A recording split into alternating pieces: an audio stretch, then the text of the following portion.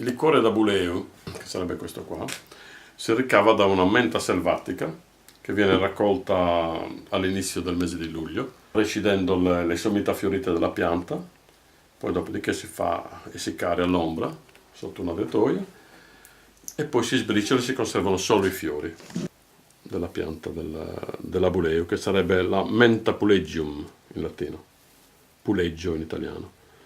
Dalle sommità fiorite si fabbrica un liquore distillando le sommità fiorite a corrente di vapore.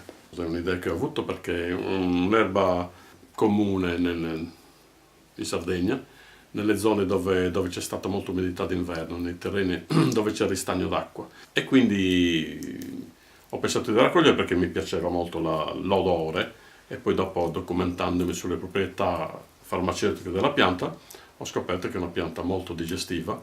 La usavo già per le tisane, ha tutte le proprietà digestive della menta, è in grado anche di fluidificare la bile, quindi aiutare anche il lavoro del fegato.